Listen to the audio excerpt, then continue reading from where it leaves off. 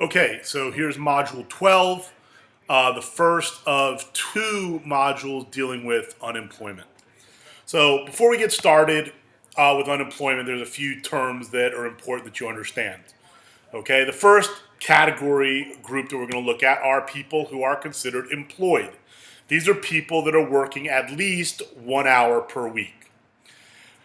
On the flip side, obviously, the next group are going to be considered those who are unemployed. These are people who are not working at least 1 hour per week, but they are seeking work. They're out there looking for a job.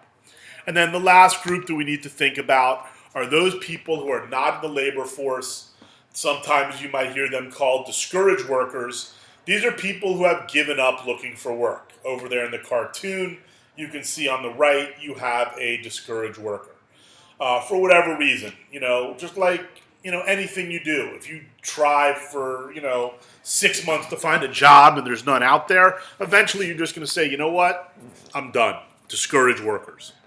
And so, thinking about these three groups, we're going to look at the two important formulas for determining the unemployment rate. Remember, no calculators, no formula sheet, so you're going to have to commit these to memory. And remember, the math is going to be super easy, so I don't want you to worry too much about that. The first formula is the labor force participation rate. Here we take the number of people who are employed plus the number of people who are unemployed, divide that by the population age 16 and older. Not the entire population. We're not counting infants. We're not counting the elderly. We're counting people 16 and older who are able to work, and multiply that by 100, and you get your labor force participation rate. Next important formula is the unemployment rate. This is the number of unemployed divided by the labor force, which we said is the employed plus the unemployed, and multiply that by 100. Okay? Again, just like anything that's new, it might be confusing. We're going to work through this a bunch in class, and we're going to work through an example right here. So let's take a look at this, see if we can come up with the answers to these four categories. So the population, this one should be simple. It says it right there. Population 16 and over, that's going to be 200 million. Next, the labor force. The labor force, what is the labor force? Again, that is the employed plus the unemployed. And so that is going to be 150 million. Okay? Labor force participation rate. Take a minute, look at the formula.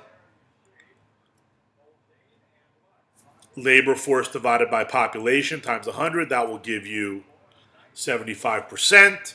And then the unemployment rate. The number of unemployed, 15 million, divided by the labor force, 150 million. Easy, easy math. That will give us 10%. Okay? And again, we'll continue to work through this, in the next few days.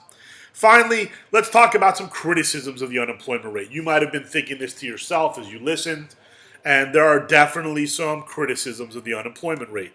The first one is the unemployment rate doesn't talk about underemployment, right? We said working 1 hour per week. Most people want to work more than 1 hour per week, right? Unless you're making some ridiculous hourly wage, you need to work more. But if you're only working 1 hour per week, you're still considered unemployed.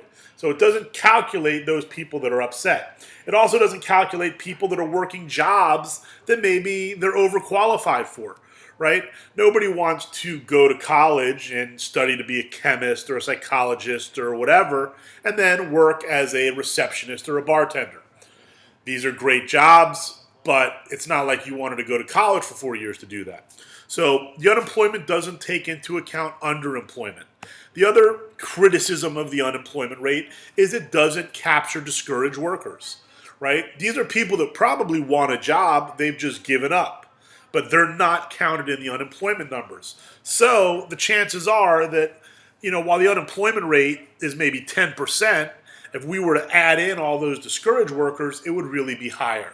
And so the unemployment rate is usually understated because we don't talk about those discouraged workers. Okay, and that's it. So remember, as always, come to me with questions tomorrow, and then we'll get some practice doing this.